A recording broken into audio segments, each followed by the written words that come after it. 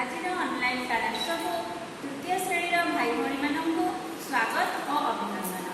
आम मैंने या पूर्व काल विषय पढ़ी कि पुणी से हस्टेल विषयटी आरंभ करते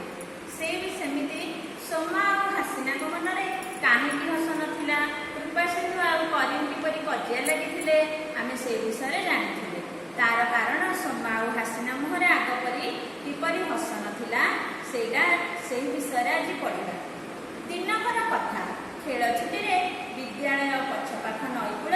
हासिना बुलुची दिने कौन है खेल छुट्टी हुए सब तुम मान जलपान गोटे पीरियड हो से पीरियड्रे सेमती से कौन है ना विद्यालय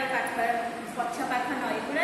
हासिना बुलूला हठात धप कर गोटे शब्द है हासिना नईकूल को दौड़ा देखना सोमा पानी बुलुची आउ उठुची हासिनार हालुक सुखीगला हठात ता आखिरे पड़ा बरगछरे माड़ी शियाड़ी लटा से खंडे बड़ लटा को दांतर छिड़ाई पकाइला लटा खंड को सोमा आड़ को पकाई कहला सोमा या धरी कौन है ना जिते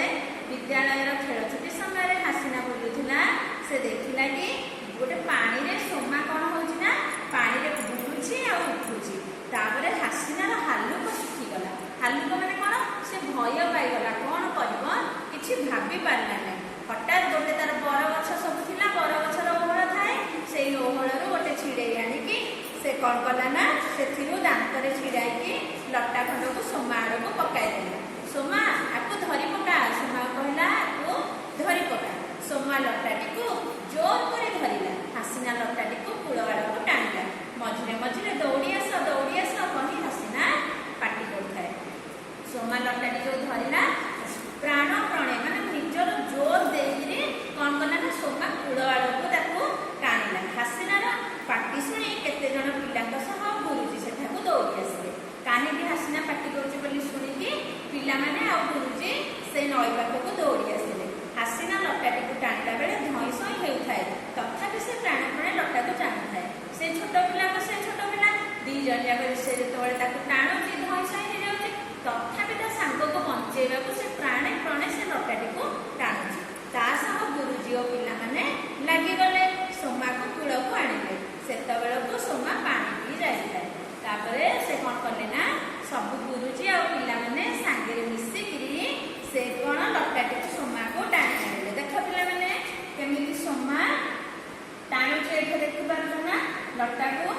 सोमा पानी रे बुली जाउची हासिना ताको केमिति प्राण प्राणे चेष्टा करके टाणुची हला तापर सब पिला माने आसिला परे गुरुजी और पिला माने समस्त मिसिकी टाणिले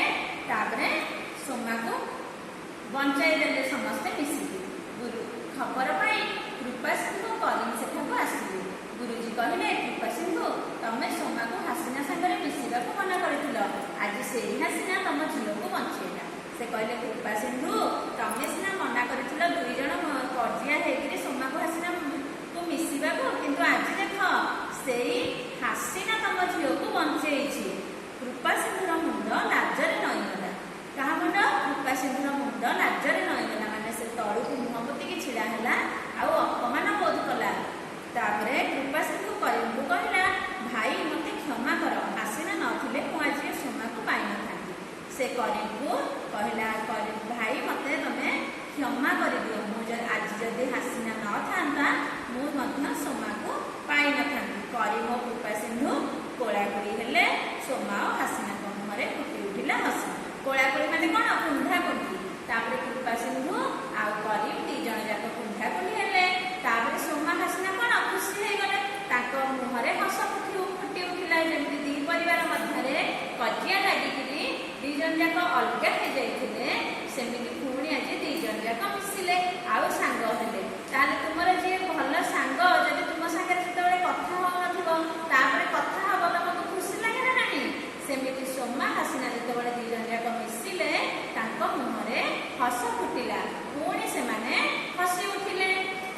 ताले आज जो पैराग्राफ में पढ़िले तार भीतर जेतक कठिन शब्द अछि सुन हालुक सुखी हालुक सुखी माने भय पाइबा प्राण प्राण पूरा शक्ति रे लाठी लता मुंड लाजरे